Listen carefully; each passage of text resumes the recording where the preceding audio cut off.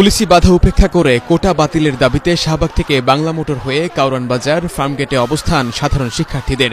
সবার কণ্ঠে এক স্লোগান, দফা এক, দাবি এক, কোটা নট কামব্যাক।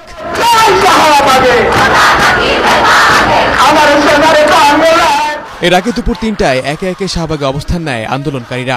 অবরোধ করা হয় চারপাশের সড়ক, ফলে বিকেল থেকে তীব্র যানজটে স্থবির হয়ে ওঠে রাজধানী ঢাকা।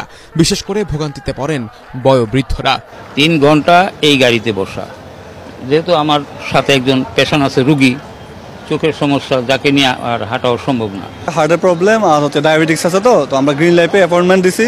এখন গাড়িতে উনি বেশি অস্থিরতা, বাইরেকে রিকোয়েস্ট করলাম, আমার সাথে ওনার রেসপন্স করছে এবং উঠে এসে গাড়ি খালি করে এখন পর্যন্ত নিয়ে আসছে, যথেষ্ট হেল্প করতেছে। পরে দুপুর থেকে রাজধানীর বিভিন্ন পয়েন্টে অবস্থান নেওয়া আন্দোলনকারীরা একে একে জড়ো হয় শাহবাগে। এ সময় ৭১-এর পর আবার রাষ্ট্রের পুনর্জন্মের দাবিও তোলেন আন্দোলনকারীরা। আমরা ৩ দিনের আলটিমেটাম দিতে চাই। আমাদের যে পরিপত্রটি ছিল সেটি বাতিলের জন্য যা ব্যবস্থা নেওয়ার ব্যবস্থা নিন।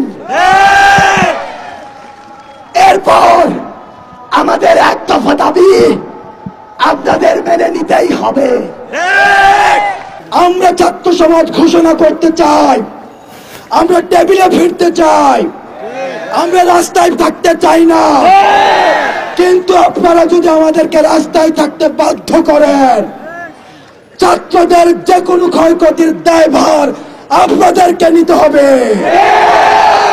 এই আন্দোলন আর অর্ধবেলায় সীমাবদ্ধ থাকবে না জানিয়ে বৈষম্য বিরোধী ছাত্র সমাজের অন্যতম সমন্বয়ক নাহিদ ইসলাম বলেন, এক দফা দাবি আর আদালতের হাতে নেই, খেলার বল এখন সরকারের কোর্টে।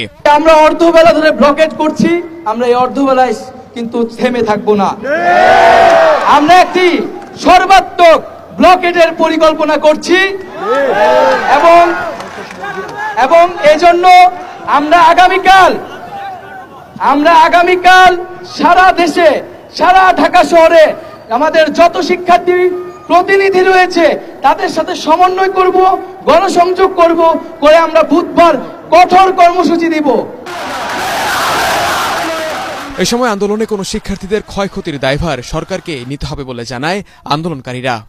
আমার কোনো ভাই যদি আহত হয়, আমার কোনো বোন যদি অসুস্থ হয়, এর দায়ভার আপনাদেরকে নিতে হবে।